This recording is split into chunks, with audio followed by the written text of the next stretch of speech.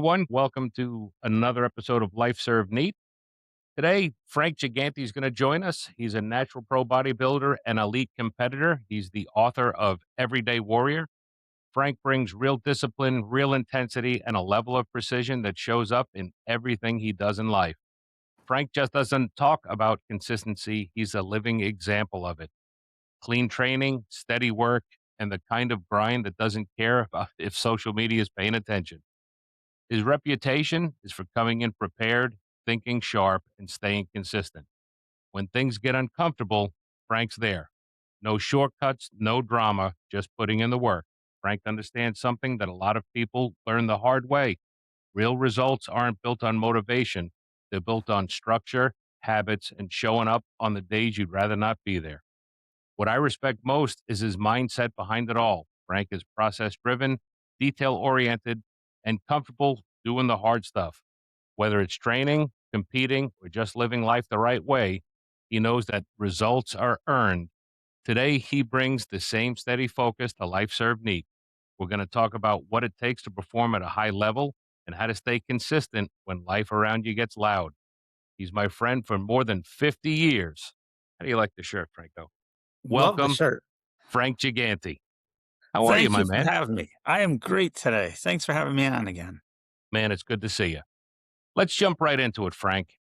Okay. Everyone hears it, most people obey. There's that little voice. And when you first notice the negative, the doubting voice, how do you get around that, Frank? I think you've started it out right. The first thing you do is notice it. Once you can attend to that voice, because the voice can be both positive and negative. It's not an either or. It's a dichotomy. It's interchangeable. But once you start to notice that critical voice, that's when you can change the conversation. You can direct the conversation and you turn things from I can't to, well, I'm not good at it yet, but I can do this now. And that starts to change that negativity and that self defeating beating that you can give yourself mentally. Starts to turn that around and change the conversation. How did it sound in the beginning? I mean, back when you started, obviously you've grown to be who you are now. What did Mhm. it sound like in the beginning? In the beginning, it's quiet and it kind of shapes you. And I can remember back when I was a kid, my dad always would, harp on me about biting my nails. I don't know why I bite my nails. I still do sometimes. I It's won't not a tell him. it's not a nervous thing, but his was an exterior voice, but it built into my head. It became an inside voice where now, like, what do others think? Are they looking at me, kind of thing? And that starts to make you play small. So it took some time to figure out that that's not a voice I have to listen to. Because we have a long history, I know that you wrote for Natural Muscle. Mhm. Did you have any self-doubt? I've started writing blogs and putting it out there to have people look at your thoughts, and some of the stuff is intimate. It's kind of private, but you're putting Right. it out there for public inspection. How terrifying was that? Definitely terrifying. It's not easy to put yourself out there to show that vulnerability, but it's also rewarding in that it's human and that somehow we can all relate.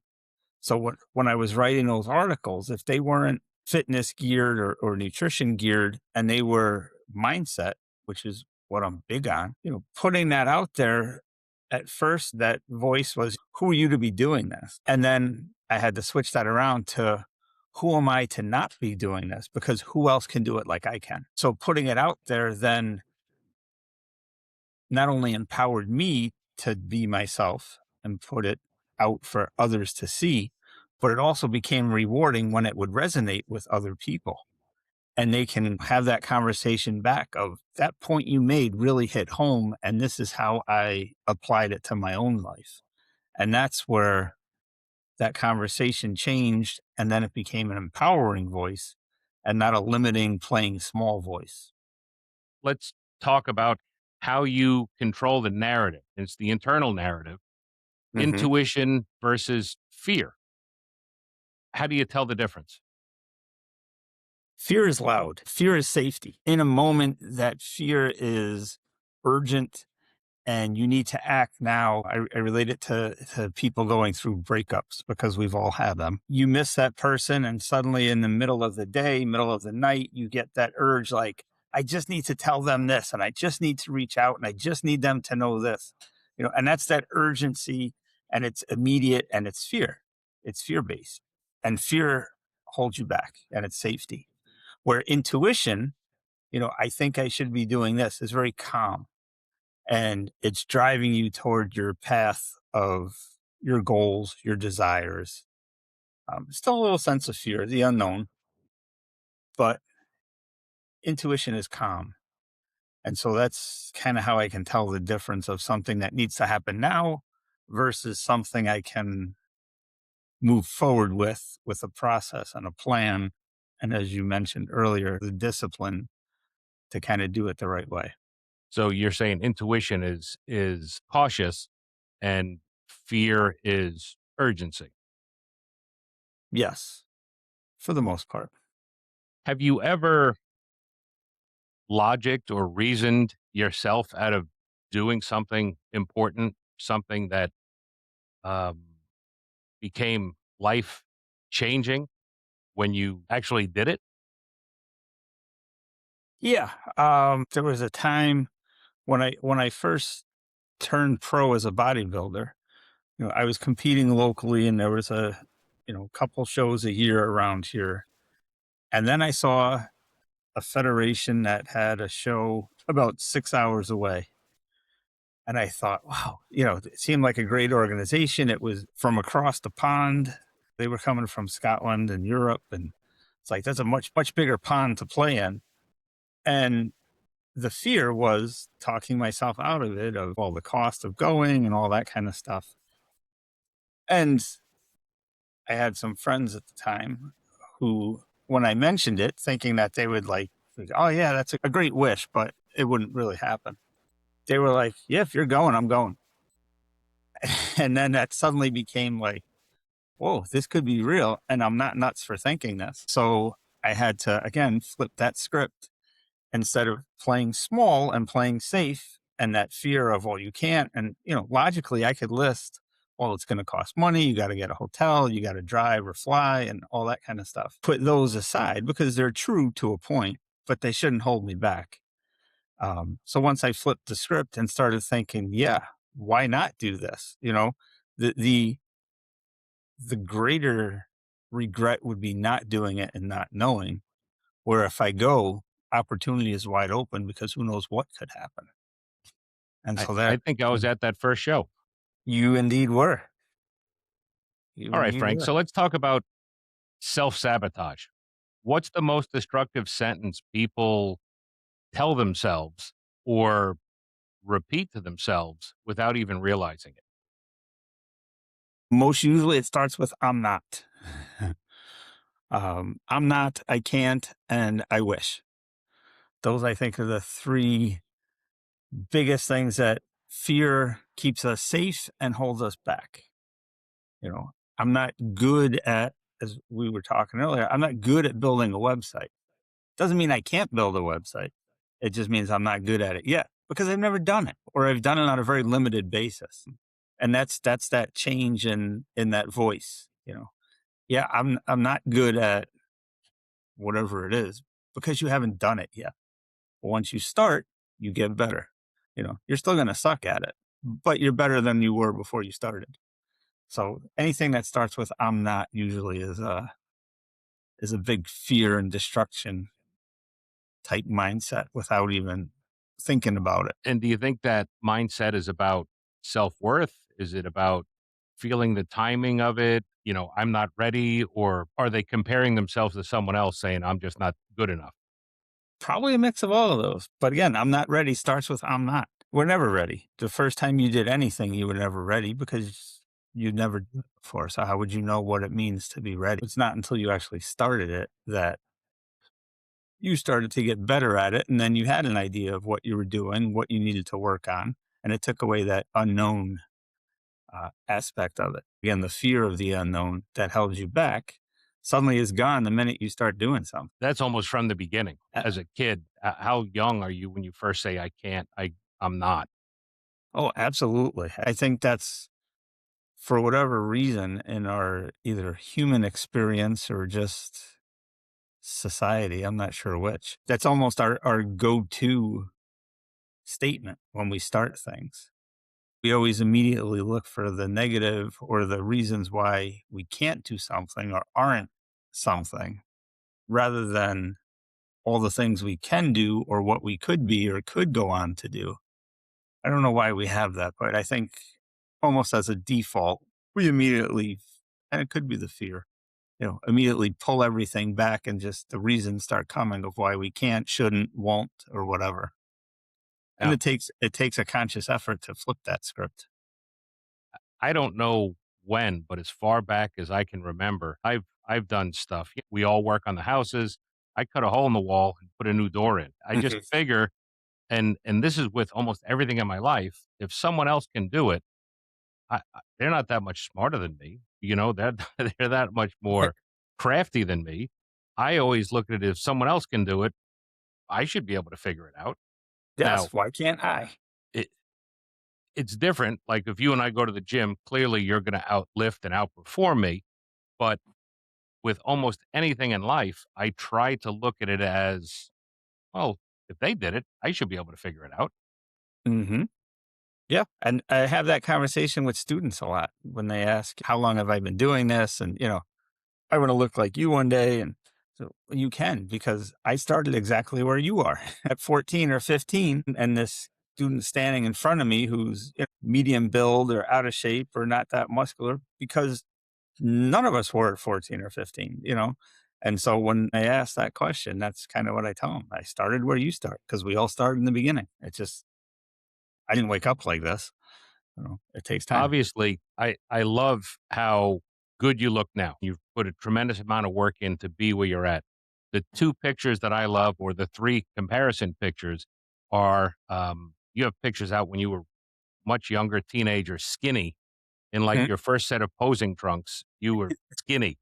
Yeah. And then the other one, there's a picture, I think it's on one of your personal socials, where you're kind of pudgy in Yeah. the water.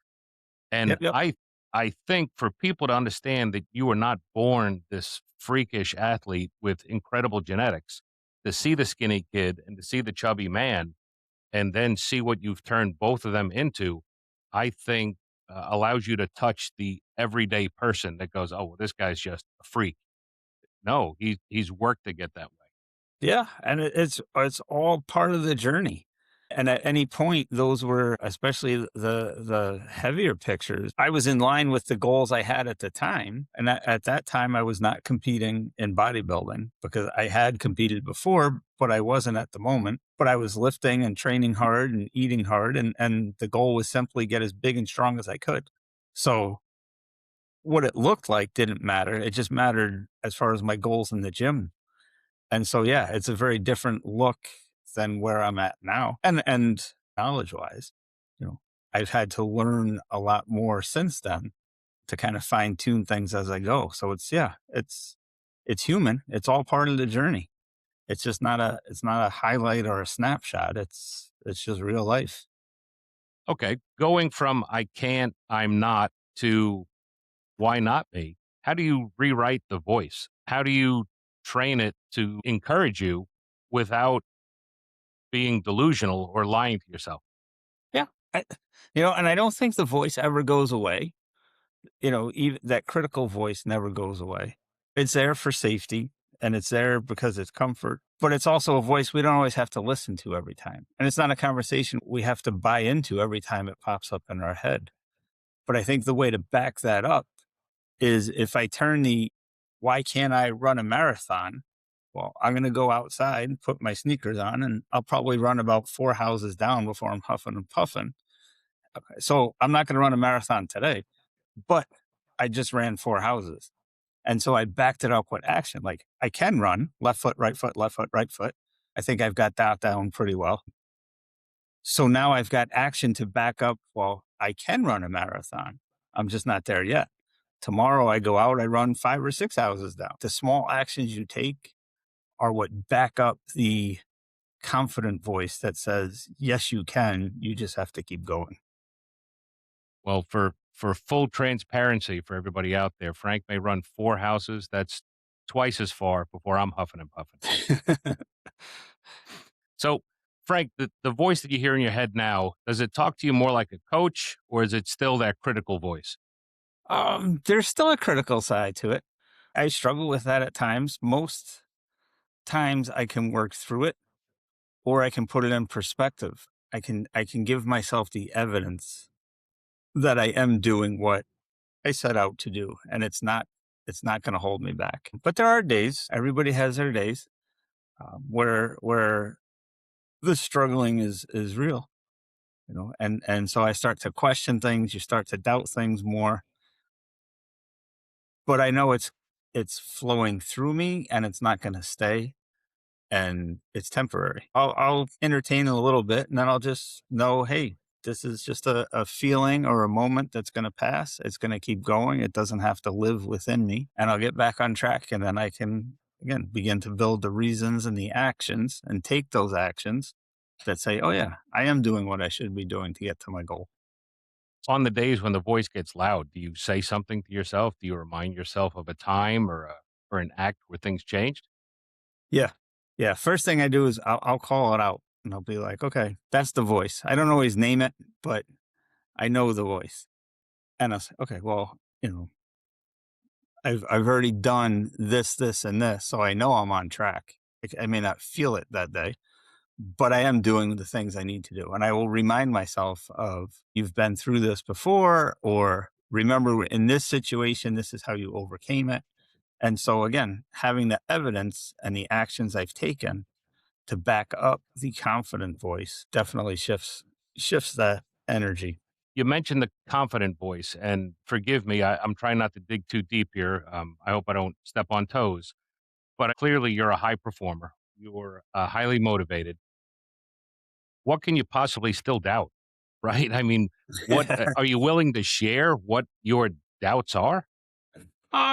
Yeah, I think it usually comes down if I boil all of that stuff down to the, you know, am I good enough and am I doing enough? So whether it's on stage or in other things, am I not playing small? That's my biggest thought most of the time as I'm writing, whether it's an article or talking to somebody or getting on stage. That's always my thought is I don't want to play small. Am I putting everything I have out there to be seen as wide and far as it can be seen? Yeah. So the doubt comes from, am I good enough? Am I doing enough? Um, am I really true to my full potential is really what it comes down to. Okay. And do those doubts disappear or they just get quieter? They get quiet.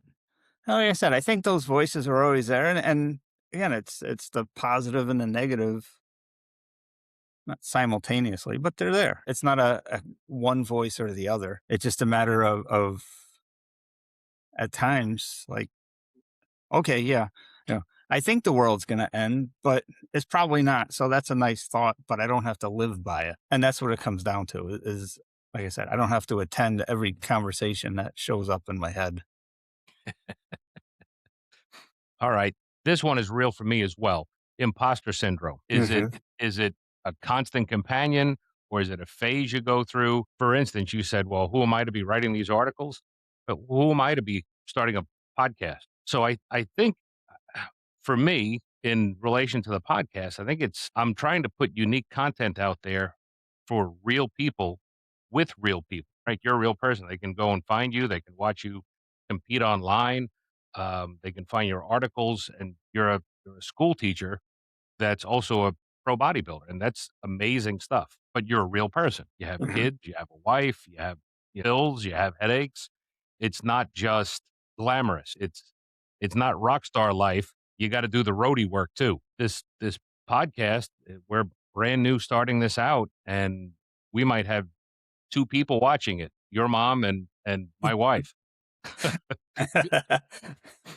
So I think the imposter syndrome is always there. You just got to kind of, push it aside and keep going. Because again, if someone else is doing it, there's no reason you can't do it. Yes, I would agree. It is always there, and it is something to kind of push aside at times with the podcast. As it grows and you start to get feedback, most of that feedback will be constructive, whether it's positive or negative, but it's constructive and that moves things forward. And as you do that, it becomes genuine. And when you're starting out from someplace genuine, the imposter syndrome has to take a back seat because you're not being fake. And that's kind of how this podcast works. It's real. You're admitting that there's self doubt, that the imposter syndrome is always there. Do you Yeah. think do you think people that are listening or people that are fans of yours that follow you would feel relief, or you think they'd be disappointed that you're truly not Superman? Oh, I think there's relief because we're all human and we all have our superhero areas in life, our rock star moments. And I think we also have our imposter syndrome moments where we doubt things and question things. So it's real. I don't think it's disappointing. It's probably a relief if people didn't think I had those moments. But like everybody else, I do. And we build on them, we learn from them, and we keep moving forward. If someone is listening, your mom or my wife is listening right now, and they want to challenge the voice this coming week, if they want to challenge the voice, what can they start doing different immediately or wake up in the morning and, okay, I'm going to do this differently? What do you think they can change to start to silence the voice or at least make it quieter? Start now. Pick one thing that you're going to do. You're going to bring lunch to work this week rather than eating out. You're going to do that one day. So that means pick the day, pick what you're going to make it ahead of time, pack it the night before. So the next day it's automatic. And now you've quieted that voice. You go to work, you eat your lunch, and you're like, yeah, I can eat healthy, or I can eat better, or I can save money by not going out, whatever it is. But it's that one small action. It doesn't have to be the full goal. It doesn't have to be enormous. It's probably minuscule that most people wouldn't even notice. But for you, it matters. And it's those little things that matter most done consistently. So starting with one thing, one small thing that's manageable that you can do at least once this week. I hear you say that the voice is always there. It's not going to be to silence the voice. It's to stop taking orders from it because it's always going to be there. You just want Hmm. to minimize it. Right. Same way the positive voice is always there. Both of those voices live within us at all times. So we're not trying to get rid of one or the other. It's just a matter of which one we listen to more. And if the negative one or the critical one does rise up, create that fear and that panic within us, it's how do we quiet that fear and then keep moving forward to keep ourselves on track. Oh, I love that mindset. I do love that mindset. So it's focusing on more positivity than the negative side. Yeah, Excellent. absolutely. Frank, let's wrap this up. Is there anything you'd like to share that we didn't cover or you want to circle back to before we wrap this up? Any points we've missed? No, I think we've hit them all. If nothing else, this takes practice. Learning to lean into the evidence and to take that risk, that action step, and then continuing those actions so you can build more evidence of you doing what you want to be doing or have set out to do, whatever that goal may be, takes practice. And so it's not a one and done. It's not a I did it yesterday, but I couldn't do it today. Now I failed. It's just a continuous journey building up little by little. And they can find you on social media at Frank Gigante Natural Pro. Absolutely. Everyday Warrior is on sale right now on Amazon. Hmm. Is there any other thing you'd like to share today, buddy? I think that's it. I think we've had a good chat here. I enjoyed it. This is going to be a series for everybody listening. Frank will be with several times a year. Again, gang, thank you for giving us your time today and investing your time in Life Serve Neat. Have a great day.